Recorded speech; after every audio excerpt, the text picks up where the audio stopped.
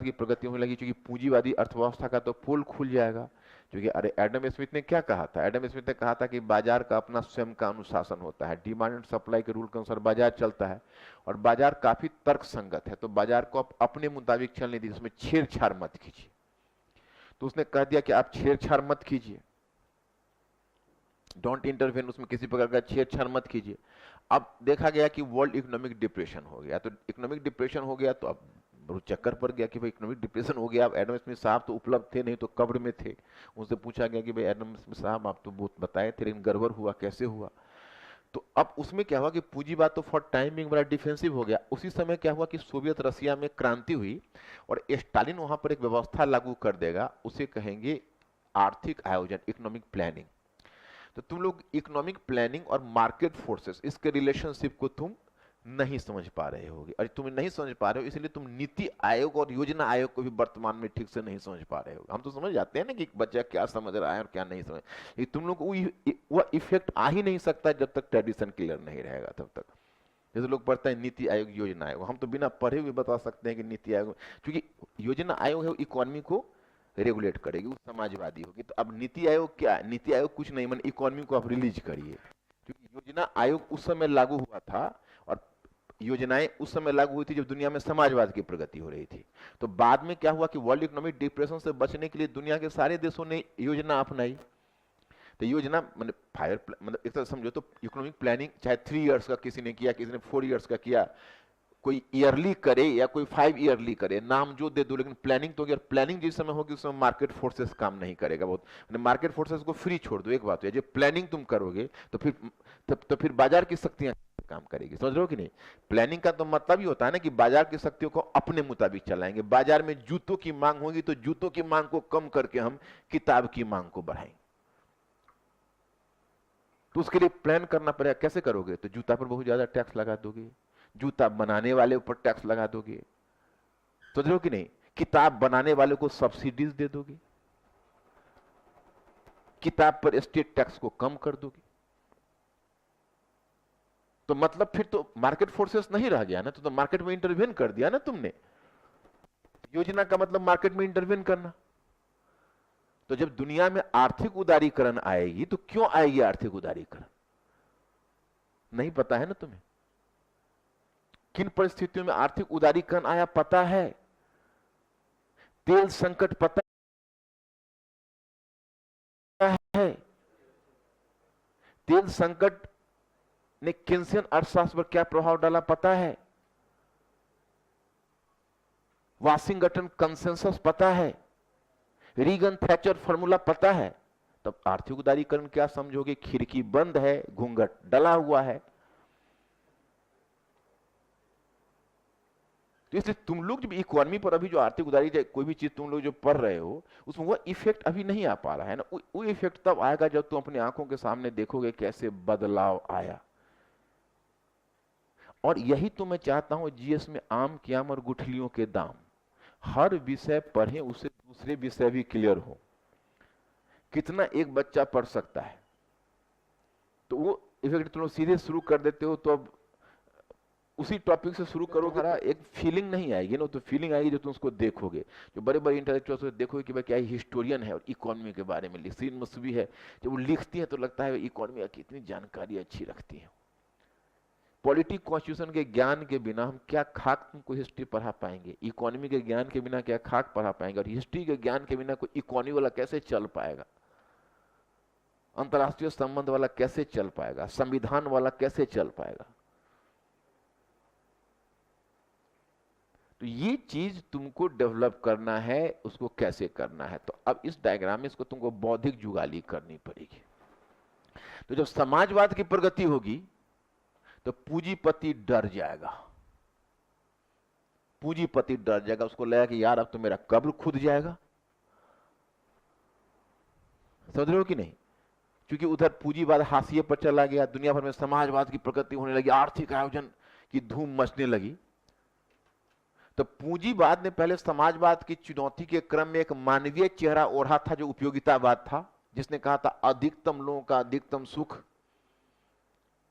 अब पूंजीवाद जब संकट की दौर में आया तो उसने एक भयानक मुखौटा धारण कर लिया, फांसीवाद।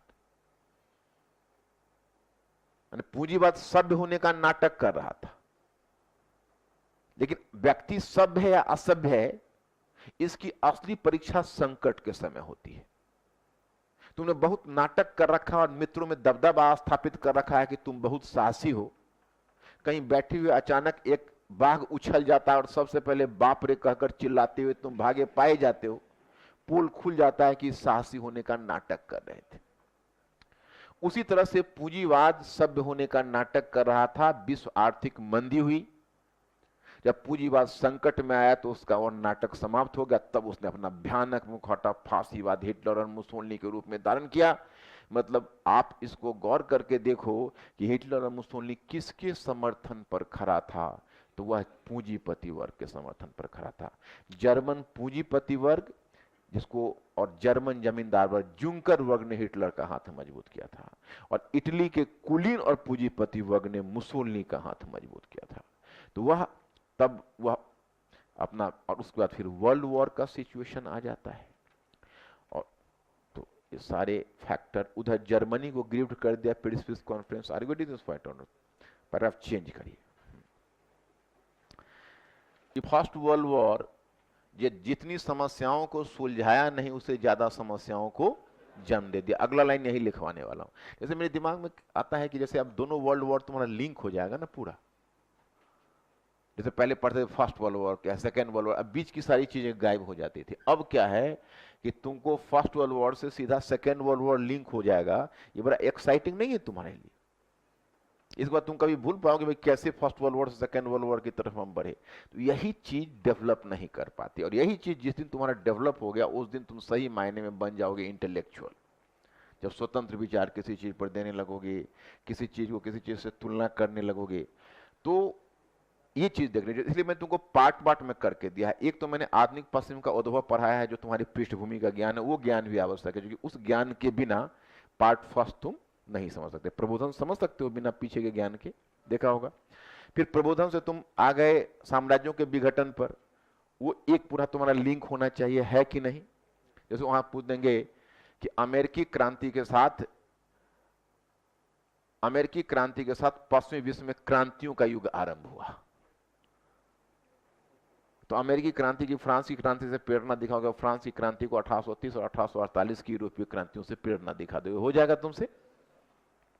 ऐसा क्वेश्चन पूछा भी है, यूपीपीसीएस ने पूछा है एक बार कि अमेरिकी क्रांति से यूरोप में, पश्चिमी विश्व में क्रांतियों का युग आरंभ हुआ। तो बहुत क्वेश्चन आपको डायरेक्ट नहीं भी पूछेंगे तो भी आप उसे पूछ, मान लो मेटरनिक और बिस्मार्क की तुलना पूछ दे तुमको क्या, कि भाई मेटरनिक और बिस्मार्क यूरोप में, मेटरनिक और बिस्मार्क यद्यपि एक ही पृष्ठभूमि से आया था, परंतु दोनों परिवर्तन है, दोनों के उद्देश्य, दोनों के लक्ष्य और नीति एक दूसरे के विपरीत रहे। इस कथन का परीक्षण कीजिए, हो जाएगा। किसको कौन कौन बोल रहा है हो जाएगा? डरो मत, जानते हो कई बार मन में होता है कि यार मैं नहीं बता सकता, मैं कैसे बता सकता हूं, आज तक कभी बताया नहीं, अब क्या बता पाऊं। इस फीलिंग से उबरो, तुम रिवाइज करोगे ये चीज आ जाएगी। और तुम सोचते हो कि भाई हम ये नहीं बता पाते लेकिन हम इकोनॉमी बता देंगे, नहीं, अगर ये नहीं बता पाओगे तो भी नहीं बता पाओगे। तो इससे सरल क्या है, जो भी होगा इससे कठिन ही है ना। उसमें इकोनॉमी पॉलिटिक्स में तो तुम लोग और गड़बड़ कर रहे हो। करंट पढ़ना चाहते हो कि आज का इलेक्शन पढ़ा और अथॉरिटी बनकर इलेक्शन पर ही तुम्हें स्टेटमेंट देने के लिए तैयार हो। तुमको पहला इलेक्शन पता है? तुमको इलेक्शन कमीशन का कंपोजिशन पता है? नहीं पता है। कैसे कैसे इलेक्शन कमीशन में टीएन सेशन का युग पता है? मल्टी पार्टी जो कमीशन बनी कैसे बनी, किन परिस्थितियों में बनी। कल भी एक तुम्हारा इसमें कल जीएस वर्ड भी मैंने आर्टिकल उसमें सिलेक्ट करके दिया है, तो डेली अनुवाद उसका होता है ना एक आर्टिकल का, इलेक्शन कमीशन पर मल्टी पार्टी और क्या क्या इश्यूज है इलेक्शन कमीशन का। तो तुम अगर पीछे से देखते हुए आओगे ना, तो फिर आज की तारीख क्यों इंपॉर्टेंट है? क्योंकि संसद का भरोसा नहीं रह गया। अब तो इलेक्शन कमीशन ही आस है। संसद का ड्यूरेशन देखते हो कितना कम होता जा रहा है। डेमोक्रेसी बचेगी दुनिया में कैसे? दुनिया में अब डेमोक्रेसी को बचाना है तो इलेक्शन कमीशन को स्ट्रांग करना पड़ेगा। अब तो बहुत दिक्कत हो गई भाई, बैठा बैठा व्लादिमीर पुतिन अमेरिका में पूरा इलेक्शन को इन्फ्लुएंस कर देता है। पता नहीं कोई वेस्टर्न कंट्रीज हमारे इलेक्शन को इन्फ्लुएंस कर दिया। तो जान रहे हो कितना सोशल मीडिया का इंक्रोचमेंट है, कितना ये है, बहुत सारा फंडिंग है। तुम देख ही रहे हो कि एक तो इलेक्शन फंडिंग वाला इश्यूज है जो बहुत है, पेड न्यूज वाला इश्यूज है, ये सब पहले कहां था। डेमोक्रेसी को इंडिया में सघन हुआ, हम लोग साक्षरता दर बढ़ाए, लेकिन उसे तो बड़ी बड़ी चुनौतियां आज की तारीख में आ गई है। तो कहीं भी तुम अगर स्वतंत्र विचार को डेवलप करना चाहोगे तो पीछे से लेते हुए आगे का तुम चेंज समझ लो, तुम्हारा अपना स्वतंत्र विचार हो जाएगा। कल को तुम खुद स्टेटमेंट दे लोगे, ईश्वर ने चाहा तुम खुद ही आर्टिकल लिखने लगोगे और तुम्हारे आर्टिकल लोग पढ़ेंगे, जहां भाई इनका कुछ विचार है स्वतंत्र। क्या अभी सुनने में बड़ा अजीब लगता है कि ऐसा हो सकता है क्या।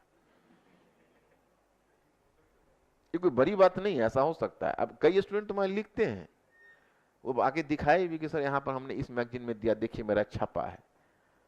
तो कई लोग तो दिखाते हैं कि हाँ है। अब जो मान लो लिखना जानता हो वो चीजों को समझ के लिख सकता है। तो अब यहाँ पर मैं दूसरा लाइन वो दूंगा, उसको दो वर्ल्ड वॉर्स के बीच कैसे परिवर्तन हो रहा है उसको समझ लोगे तो अगला लाइन देना। पैराग्राफ चेंज करना। वस्तुतः प्रथम विश्व युद्ध ने लिखो, वस्तुतः प्रथम विश्व युद्ध ने जितनी समस्याओं का समाधान नहीं किया, बातें हैं उनके साथ। एक तो वह एक महत्वाकांक्षी प्रेसिडेंट है और यूरोप में आ रहे हैं, पहली बार कोई अमेरिकी डिप्लोमेट यूरोप में आ रहा है, तो उनको यूरोपीय लोगों को इंप्रेस करने का उत्साह है। दूसरा, यूरोप में अपना मार्केट बढ़ाने का लक्ष्य है। और तीसरी जो उनकी कमजोरी है वो ये है कि अमेरिका से आए तो यूरोपीय समस्या की समझ तो उनको बहुत है नहीं।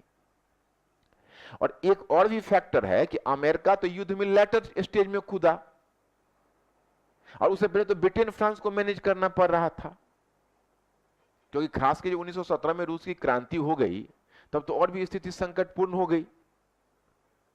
तो ब्रिटेन और फ्रांस की सरकार ने कई लोगों को झूठे सच्चे वादे करके वो दूंगा, बहुत झूठा सच्चा वादा किया हुआ है। वो क्लाइंट अलग आकर बैठे हुए हैं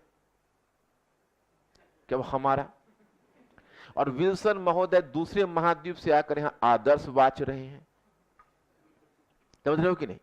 तो विल्सन महोदय कहें सबके साथ न्याय होगा, आप निर्णय का अधिकार मिलेगा। तो जिस जिस पार्टी को आपने वादा किया हुआ है, आपने इटली को कहा हुआ एडियाटिक क्षेत्र में देंगे, रोमानिया को भी आपने कुछ देने का, दोब्रूजा या क्या देने का वादा किया हुआ है ना, जापान को आपने सांतुक देने का वादा किया हुआ है। इस तरह के बहुतों के साथ झूठ सच की कहानी किया हुआ। दूसरी बात है कि जर्मनी को भी अगर एज इट इज छोड़ दोगे तो फिर जर्मनी उठ के सबको पीटना शुरू कर देगा।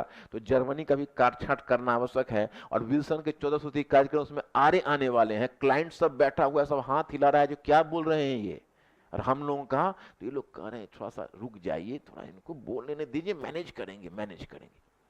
ये पूरा का पूरा जो शांति सम्मेलन हो गया मैनिपुलेशन, और यहीं से समस्या शुरू हुई। Are you getting this point और नॉट? क्रक्स यही है। अब लिखिए,